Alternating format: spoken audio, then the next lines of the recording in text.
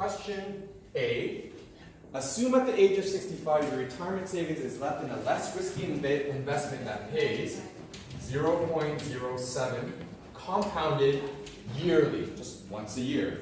How much would you need at the beginning of your retirement? Beginning is keyword. What is the present value that I need if I plan to withdraw the amount for 25 years? So I go back to my part A. Let's pretend from part A, the amount that I want to withdraw every year, so repeated withdrawals, okay, repeated withdrawal, okay, every year is, give me a ballpark number. I don't have to use yours specifically, but what seems to be a reasonable amount that I can use once a year? Yes? 71,000. Let's just say 71,000, okay?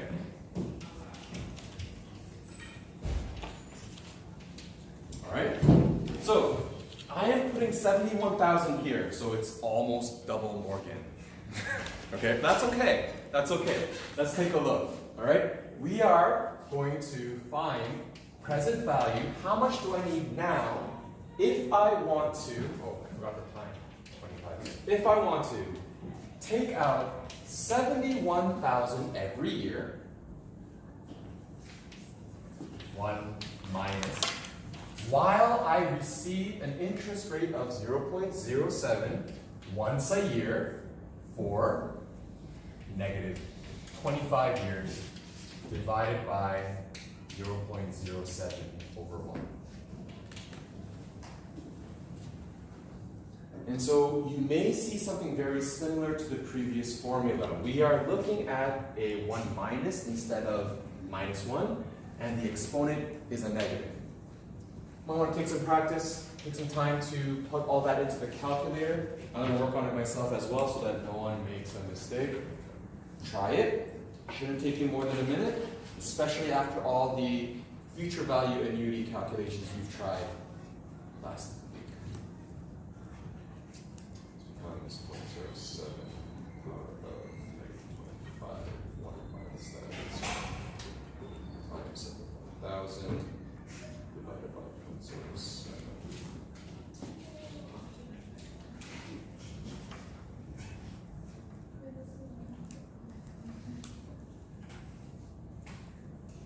See if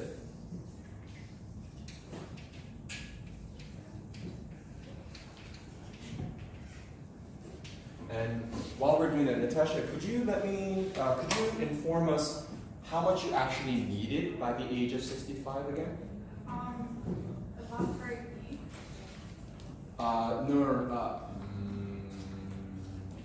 No, I mean, whatchamacallit, how much you needed at the age of 65 from part A. Including the car in the house, or just? So this was just every year, so not including the car in the house. For like the wall, the. 20, yeah, for 25 years. 3,296,312. Sorry, I missed the last two numbers. 312 and 61 cents. Okay, so this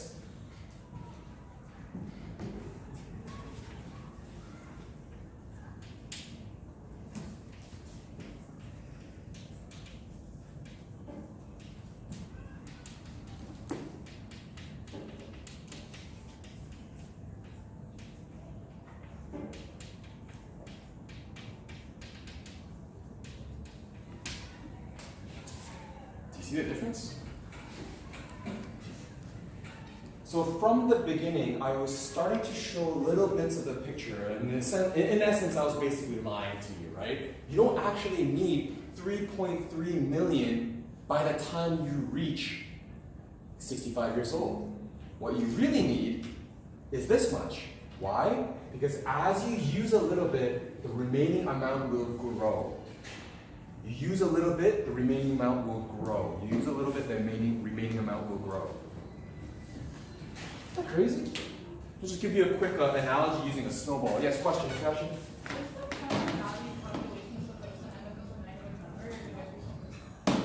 Um, No, it's 1 minus this might, no, it shouldn't be a negative number. It should be a small number, but it shouldn't be a negative. Be careful. Okay, let me try to draw a picture here. This is going to be terrible, okay? We're talking about snowballs here, and you're pushing a snowball down. We have a tiny snowball, right? And the snowball represents money, obviously. By the next year, you add a little bit more money or more snow into the ball so it gets bigger. But it also adds the snow that's picking up from the ground. With me? Next year, you add a little bit more snow, but at the same time, it also picks up snow from the ground. And the next year, you're adding a little bit more snow, but it also picks up snow from the ground. You get what I'm saying? Simple enough? That's future value. We're putting a little bit amount of money, little bit of money every single month or whatever. It just gets bigger, bigger, bigger. Present value annuity is basically the same thing. However, I start with this much. I start with this much. And the next year, I'm actually taking out a little bit of money. So she gets smaller, right? But because it's falling down the hill, it adds a little bit more snow into it. So as opposed to turning into something that size, it would be like that. The next year, I take a little bit of money out. However, because it's still rolling, it doesn't get significantly smaller, it just gets slightly smaller. What an analogy. Is a good analogy. You get what I'm saying? I'm trying. It's hard to really grasp because it is a bit of an abstract thing without actually seeing the money. But all I want you to know is that you don't need all of it at once because it still has time to grow while you're constantly taking money out. Okay? So that's question A. So let's up the ante a little bit. I'm going to do one more with you before I sort of get you to spend the remaining period of time catching up on the package.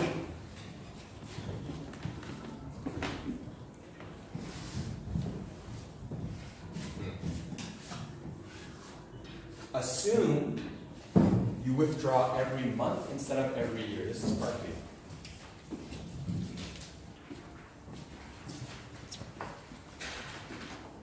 Assume you withdraw every month instead of every year. So instead, I need 71,000 every year, which means how much do I need every month?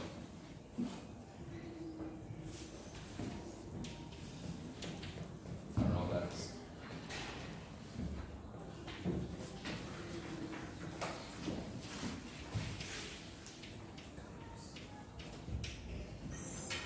So my repeated monthly withdrawal is this much every month. My time, I still have 25 years to live, or that sounds a little morbid, but anyways, my compounding interest is 12 times a year, and my interest rate is going to be 0.07 as before. If I were to plug in all this information into my equation,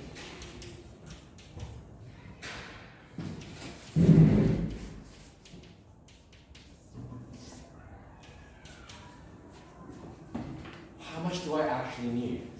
And I'm going to guess that's going to be even smaller. I need even less money to save up because compounding interest does a wonder for me.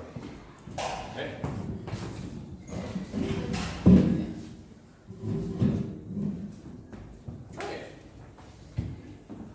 So the amount I would need at the age of 65, if I want to take out this much every month.